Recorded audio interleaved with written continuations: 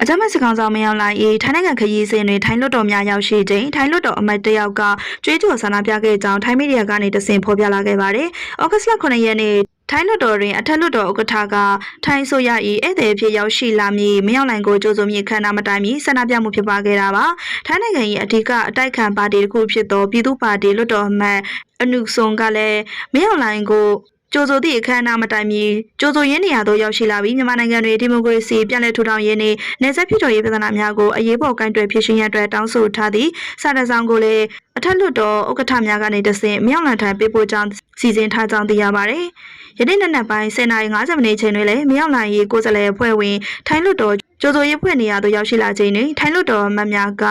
နေကြရေးများလူသားချင်းစာနာထောက်ထားမှုအစီအစဉ်ဟုအကြိမ်ကြိမ်ကြွေးကြော်ခဲ့ကအခမ်းအနားစီစဉ်သူများနှင့်လုံခြုံရေးရရှိများထံဝင်ရောက်စီးနင်းခဲ့ပါတယ်။ထို့နောက်လွှတ်တော်ရဲတပ်ဖွဲ့ဝင်များကထိုင်းလွှတ်တော်အမတ်များကအခမ်းအနားကျင်းပရာနေရာသို့ခေါ်ဆောင်ကဖယ်ရှားခဲ့ကြောင်းသိရပါတယ်။မြောက်လာရေးထိုင်းနိုင်ငံခရီးစဉ်သည့်လူ့အခွင့်အရေးအဖွဲ့အစည်းများနှင့်မြန်မာဒီမိုကရေစီရေးလှုပ်ရှားသူများ၏ပြင်းထန်သောဝေဖန်မှုများကိုရေးဆိုင်နေရပြီးမြန်မာနိုင်ငံအတွင်းဆက်လက်ဖြစ်ပွားနေသည့်လက်နက်ကိုင်ပဋိပက္ခများနှင့်လူသားချင်းစာနာထောက်ထားရေးအကြက်တဲများအတွက်မြန်မာစစ်တပ်အပေါ်ပုံမှုဖိအားပေးရန်အတွက်တောင်းဆိုမှုများမြင့်မားနေကြောင်းသိရပါတယ်။ထူးကြတာပေါ့ထိုင်းတူကြီးရောထိုင်းပြောလဲဆိုတော့အခုဒေါအောင်ဆန်းစုကြည်ကိစ္စပေါ့နော်။ဒေါအောင်ဆန်းစုကြည်ကိစ္စမှာထိုင်းတူကြီးကဒေါအောင်ဆန်းစုကြည် ICRC နဲ့ပေးတွေ့တဲ့ကိစ္စအပြီးမှာထိုင်းတူကြီးကအခုလည်းမကြခင်မှာဒေါအောင်ဆန်းစုကြည်မတိုင်းဘူးဒေါအောင်ဆန်းစုကြည်ကနောက်ပိုင်းမှာအချင်းအေးစစ်လွတ်လာမှာပါတဲ့ဒါကနေလွတ်လာမှာပဲပြောချင်တာကိုပြောချင်အေးစစ်ဖြစ်လာလိမ့်မယ်ဟိုကအကျေချုပ်လို့သာပြောတာ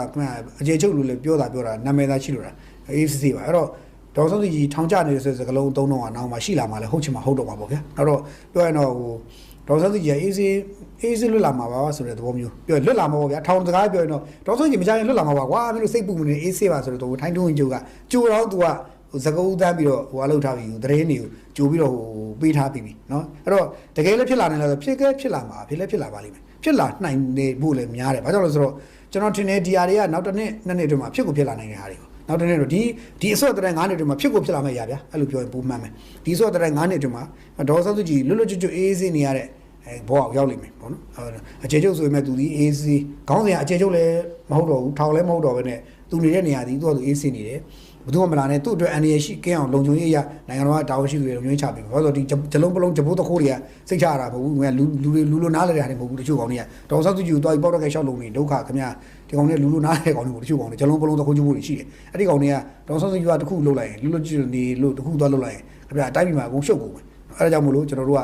ဟိုတတိထားမှာပေါ့နော်ပြီးတော့ဘာကြောင့်ဒီလိုပြောလဲခင်ဗျာမာဒမတ်ကန်ဒီလိုပုံပေါ်တော့ခင်ဗျာတို့ကြီးကဂျလုံးပလုံး